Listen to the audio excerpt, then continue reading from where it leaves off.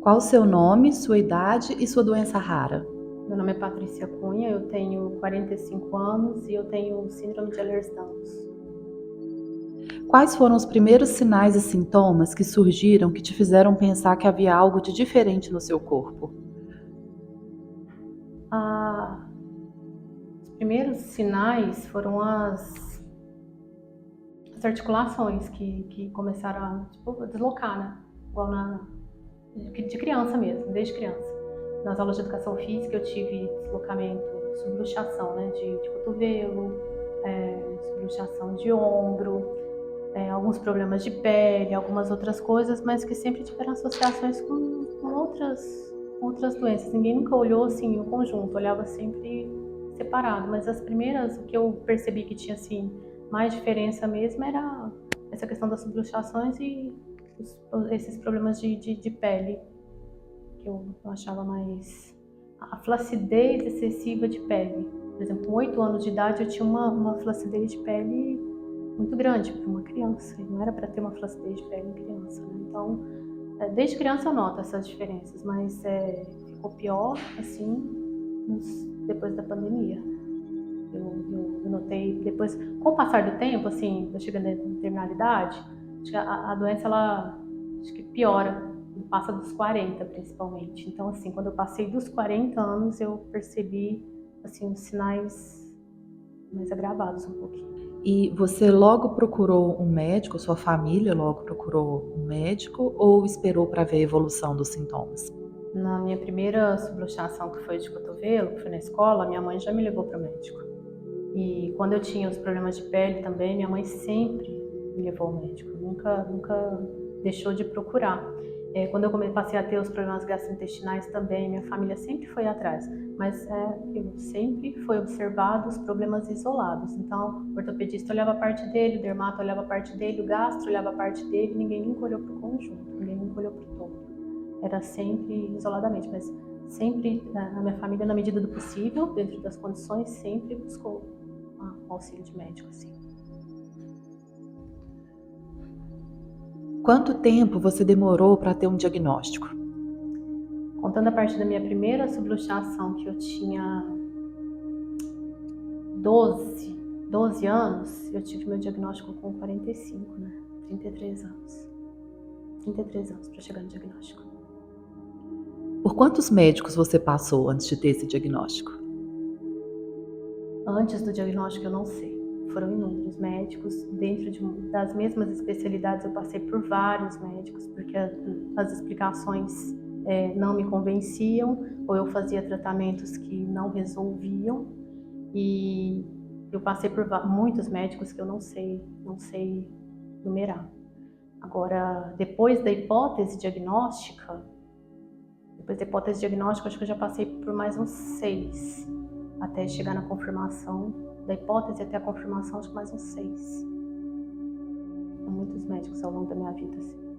E você tem outras síndromes associadas com a síndrome principal que você estava comentando?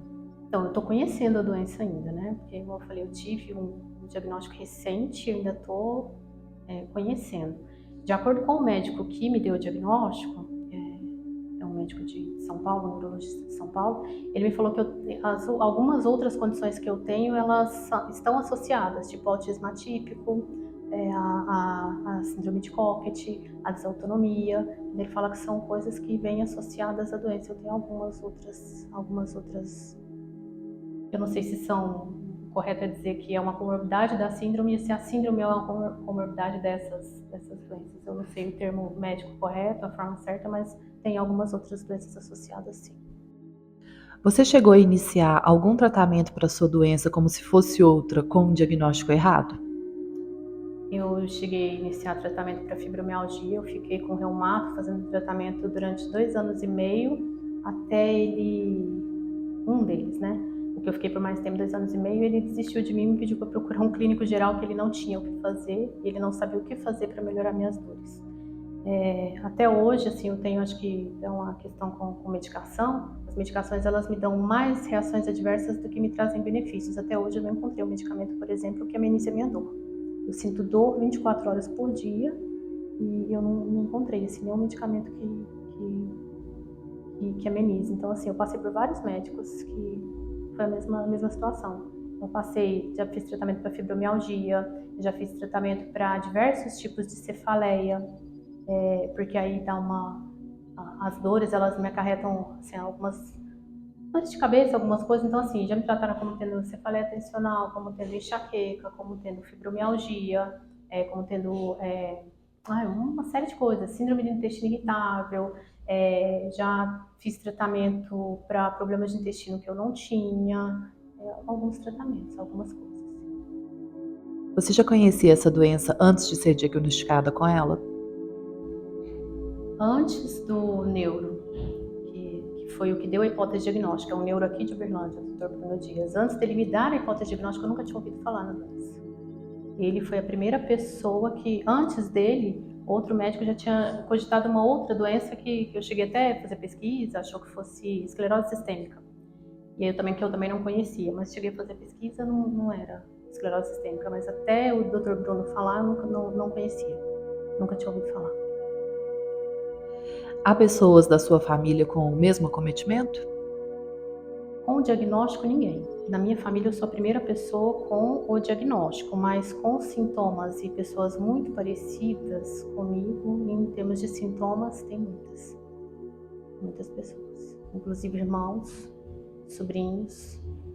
Meu pai, que dia 26 agora faz um ano que ele faleceu, e eu acho que meu pai tinha a mesma coisa e foi tratado a vida inteira como tendo outras coisas. O quanto os sinais e sintomas que você sente afetam a sua vida pessoal e profissional? Afetam bastante, sempre afetaram a vida inteira. Hoje com mais intensidade, né? Principalmente a parte da desautonomia. Hoje é o que eu tenho que eu acho mais difícil, que me afeta mais hoje é a desautonomia, mas a vida inteira sempre me afetou. Por conta da dor, por conta da desautonomia, as subluxações nem tanto, porque aí como eu passei a ter nunca tive uma luxação completa, mas assim, sempre que eu tive essas frustrações, sempre que tinha, eu parava as atividades. Então, assim, eu sei o meu limite, sei o que posso e o que não posso fazer, fui aprendendo isso com o tempo, mas afeta bastante por conta da dor e da desautonomia, principalmente hoje, tanto no trabalho como na vida pessoal. Mas como que a doença afeta a sua rotina de trabalho? A depender muito da atividade que eu exerço. Por exemplo, hoje eu trabalho com acompanhamento de manutenções, tanto predial como de manutenções de equipamentos na faculdade na faculdade onde eu estou. E lá tem muita escada. Então, o fato de eu ter que subir, descer muita escada e ter que me movimentar muito, ficar muito tempo de pé. Então, assim, eu fiz um tipo de teste, o máximo que eu consigo ficar de pé sem desmaiar são 20 minutos. E já aconteceu de eu passar mal e desmaiar lá dentro, sabe? Ou assim, ter pré-síncope, não lá, síncope, mas a pré-síncope já aconteceu e diversas vezes, de cair de escada, de ter acidente de trabalho, essas coisas, que hoje eu sei porque são, né? Mas é mais nesse sentido. A desautonomia te afeta mais que a dor? A desautonomia, sim. Hoje a desautonomia, porque a dor eu acho que não sei se eu posso dizer que eu já naturalizei, porque eu sinto dor desde sempre. Minha mãe fala que quando eu aprendi a falar, eu já reclamava de dor. Desde que eu aprendi a falar, eu reclamo de dor. Então, acho que eu naturalizei isso. Eu acho que eu tenho um limiar de dor um pouquinho diferente, sabe? Assim, acho que eu me habituei, eu me acostumei. Então, a dor hoje, assim, eu consigo fazer as minhas coisas sentindo dor. Determinadas coisas, né? Tem horas que às vezes assim, se a mão dói muito, eu não consigo digitar, não consigo escrever, mas assim, eu me adaptei, eu consegui me adaptar. Hoje a desautonomia está me atrapalhando mais. A sociedade conhece bem a sua doença e se adapta bem a ela? Não. Pessoas do meu convívio não conhecem e mesmo médicos. Alguns já ouviram falar, e os que às vezes conhecem mais um pouquinho levam em consideração só a questão das articulações, da amplitude maior de articulação só, ou algum por uma questão de pele e tudo, mas assim, no geral, nem a sociedade médica não conhece. Aqui, em Uberlândia, não tem conhecimento, muito menos as demais pessoas. Você gostaria de deixar uma mensagem para a sociedade sobre as doenças raras ou sobre a sua doença? O que eu queria pedir para a sociedade é um pouquinho mais de empatia, sabe? Porque nem toda doença, principalmente nem toda, no caso aqui, a minha doença rara, ela me gerou uma deficiência. E ela não é visível, sabe? Então, assim, para as pessoas, o que é deficiência é só o que elas conseguem enxergar, é o que elas conseguem ver. A deficiência não tá nisso, sabe? Ela tá no que a doença me acarreta, ela tá nas minhas limitações. Então, eu acho que assim, o que eu queria pedir para as pessoas era isso, era mais empatia e até para os médicos mesmo, sabe? Dar atenção para o que o paciente está falando, porque assim, ninguém conhece mais o corpo da gente do que a gente mesmo, né? Então, dá atenção para as coisas que a gente, sintomas que a gente tem, para as coisas que a gente, da história da gente, né? Porque se parar para ouvir o que a gente tem para dizer, vai chegar no diagnóstico. E às vezes eu acho que não é nem tanto que as doenças são raras. Algumas doenças eu acho que são subdiagnosticadas pela falta do olhar das pessoas, assim, sabe? Principalmente dos médicos, assim. Então, se tivesse que deixar um recado, coisa era um pedido maior assim, por empatia mesmo, sabe? Se colocar no lugar do outro, tentar entender a dor do outro, porque as coisas não são fáceis, não. Não são mesmo.